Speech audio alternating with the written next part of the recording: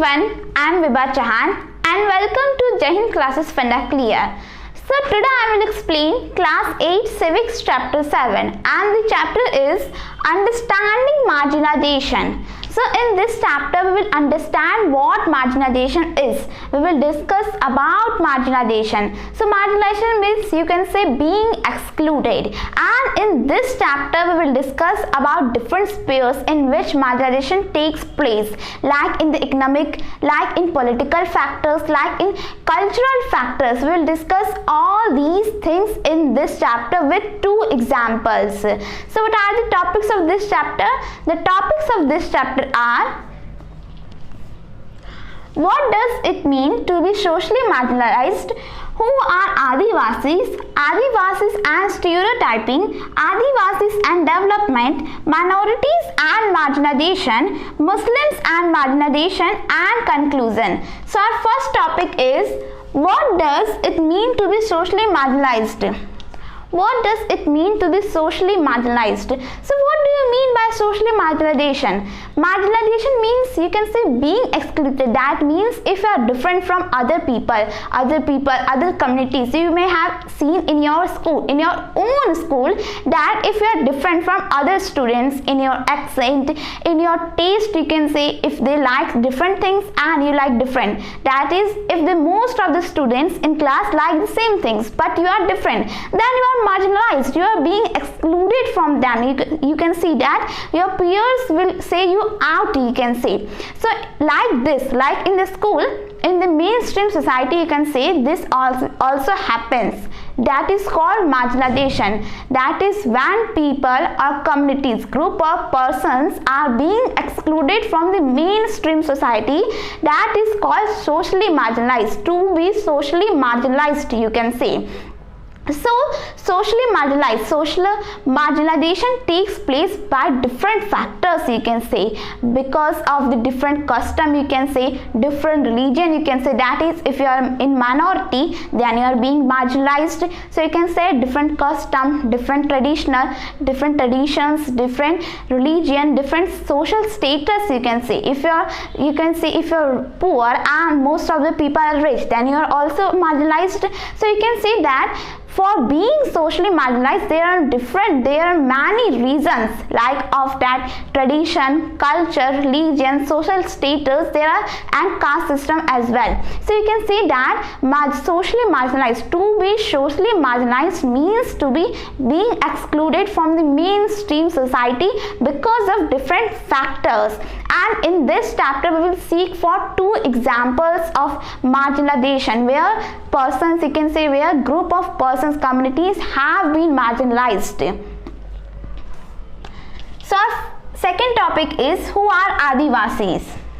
Who are Adivasis? Adivasis, you can say, tribal people. Adivasis are also called as the tribal people. So Adivasis, literally the term means the originally inhabitants. That are people who continue to live and often continue to live. That is, who used to live in the forest or often continue to live in the forest, you can say. Adivasis are those people who generally live in the forests. So in India there are many Adivasis, you can say. There are many tribal communities, you know, so they are the Adivasis. In India there are different Adivasis in different states, like in the Andhra Pradesh, like in Odisha, like in Madhya Pradesh, Arunachal Pradesh, Mizoram, Manipur, Meghalaya, Tripura, Nagaland, Odisha. So these are the states where generally most of the Adivasis are found. And Adivasis are not the people who are homogeneous. That is, the same Adivasis will be found in Rajasthan as that was of Odisha. If we have seen an Adivasi group in Odisha, it is not that in Rajasthan it will also be same. They are not the homogeneous people. In India there are more than 500 different groups of Adivasis, and more than 60 of them are in Odisha. So you can say in Odisha they are the most Adivasis who live in forest. You can say they can live anywhere. So you can say that there are many Adivasis and they have their own culture, their own tradition, their own culture. You can see that is their religion is different from the mainstream societies, Islam, Hinduism, Christianity. Their range of religions is different from that of mainstream society. Like they worship and their ancestors, forest spirits, nature spirits, you can say. Nature spirits, in that it includes many things. So you can see that their religion is different from that of mainstream society, and they have been influenced from the religions, from the religious, you can say, factors of the mainstream society, that are the Vaishnav, Bhakti, Shakti, you can say all these things. And Adivasis, tribal communities themselves have been influenced of the empire of religions, that are the, for example, the Jagannath cult of Odisha and the Shakti and Tantric traditions of Bengal and Assam. So you can say that Adivasis are, you can say, completely different person from that of mainstream society, and that's why they have been marginalized. And in the 19th century, in the nearly 19th century, most of the Adivasis were converted into Christianity. Christianity, you have already read in history that why they were converted in Christianity, and that's why Christianity is the most, you can say, most important factor of their religion, influence in their religions, you can say. So tribal Adivasis are the people who are different from that of mainstream society. Their tradition, their culture was different, and they were happily living in their own, you can say. So next topic is Adivasis and stereotyping. Adivasis and stereotyping, that is, we always give stereotypings to the Adivasis. That is, you always see in the functions, in movies, in shows, that tribal people, Adivasis, are shown in traditional clothes, in headgears, in always in dancing, but that is far from truth. That is, they are not as that. We often see them as executive, primitive, you can say that, but they are not like that. They have their own culture, you can say, and people often begin to stereotyping them. They often make news, you can say, make rumors about them, you can say. And there have been so many stereotypings about the Adivasis. There is not only one or two, there are many of them, and people often say they are of lack of advancements, because they often say, the tribal people, the Adivasis, often resist to take new ideas, to take new technology, and that's why people often call them as a lack of advancements, you can say. So you can see that Adivasis have so many stereotypings. People often do so much stereotypings, and you have already studied about stereotyping, that if there is stereotyping, then there is description as well. There is lot of discrimination based on stereotyping, you can say. So next topic is Adivasis and development.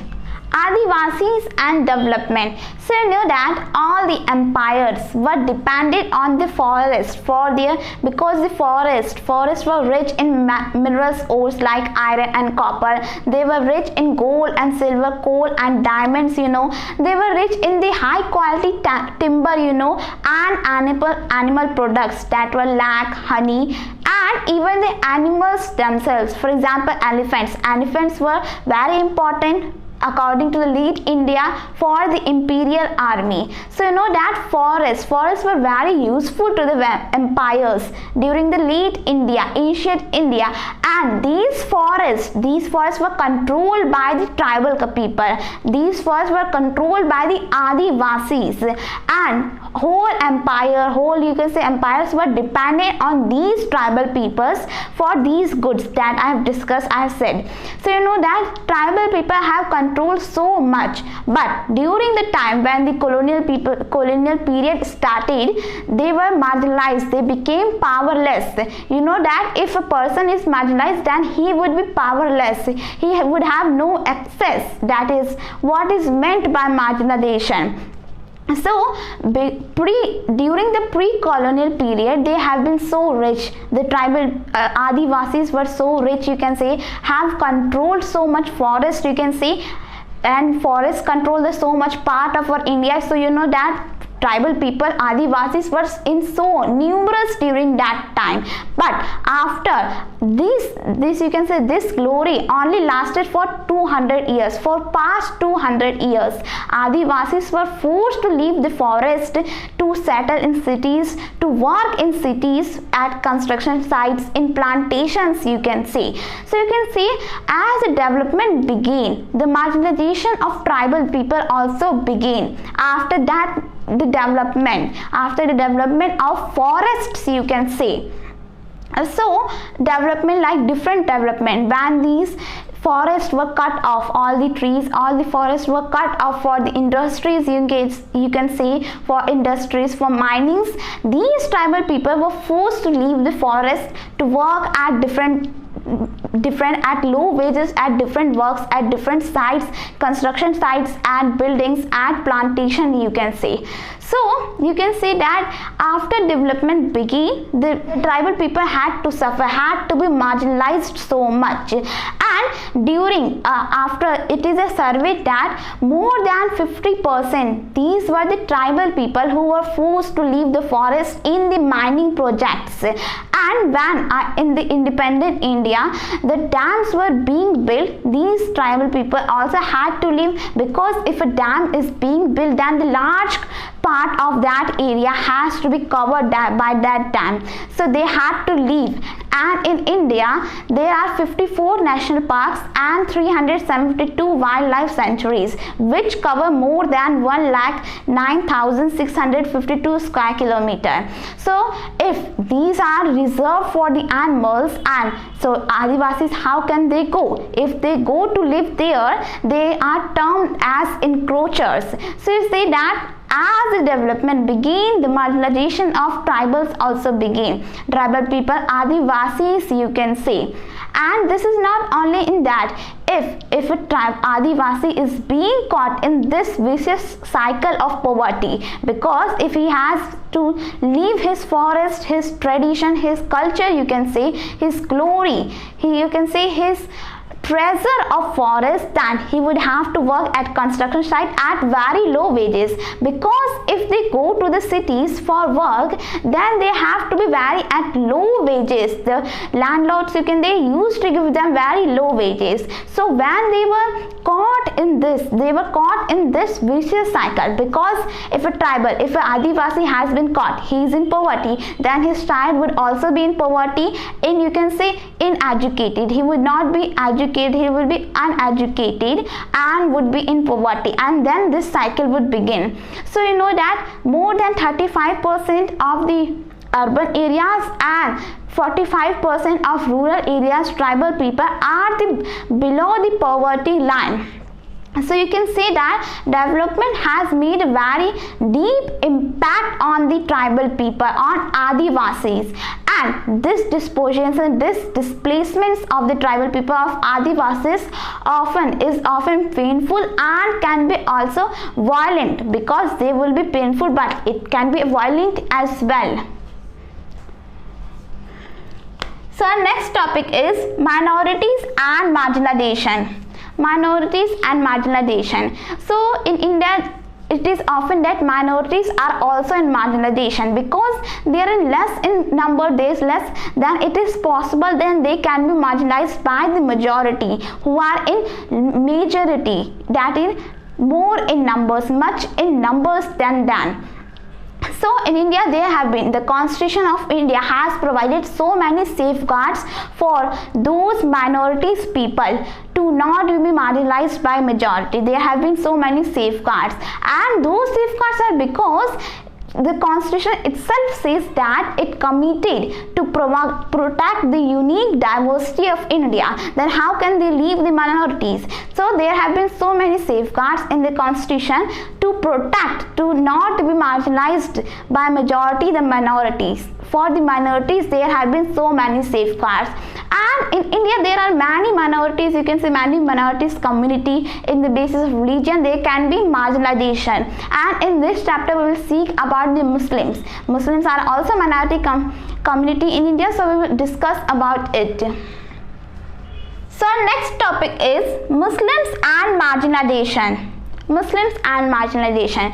So you know that Muslims is also one of the communities, minority communities in India, and is being marginalized, much marginalized than that of other communities in India. So according to the census of 2011, Muslims are 14.2% of the India's population, and they are being marginalized in many ways. You can say in the ways of facilities, in the matter of employment, so you can say in the matter of opportunity. As I've already said that if there is a marginalization, then there would be powerlessness, there would not be any access, you can say less access than other people, than other majority, you can say. So Muslims are one of the minority community and are being marginalized.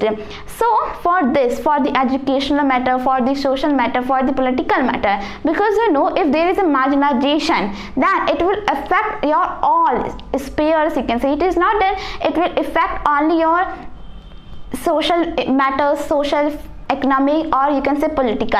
As I've already discussed with the example of tribal people, Adivasis, that they were being marginalized in the social ways as well as their traditional cultural ways as well, because if they left their forest, then they have left their tradition and culture as well. So Muslims were being marginalized, and for that in 2005 the government of India set up a committee for those to survey about the marginalization of Muslims, and that committee was chaired by Justice Sachin Rachar, and he showed his report in which he said that he wrote that, you can say that Muslims are being marginalized in the ways, in many ways, in social, in the matter of social, political, you can say educational as well. He showed report, he said that the age groups, the average age groups between 7 to 16 child of Muslims, of their educational literacy rate is much lower than the other groups in India. So you can say that they are being marginalized, and there are some practices of there as well who tend to be distinctive from others.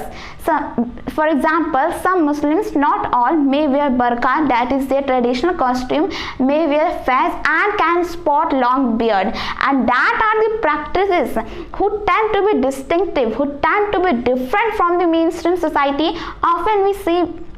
Often people see that and say that these are the different from us, and that is why they are being marginalized. And this marginalization, this discrimination, you can say, often led to the ghettoization. That is, if they are ghettoization means there are people living of the same community, same group, you can say. The people they are living are similar, you can say. Ghettoization, they have made their ghetto, you can say. Ghettoization is called as that. So this discrimination, this marginalization often leads Muslims to the ghettoization, and there are many ghettoizations.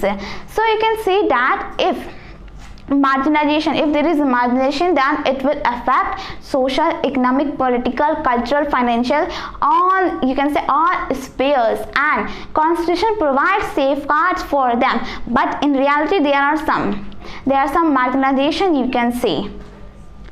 So next and last topic of this chapter is conclusion.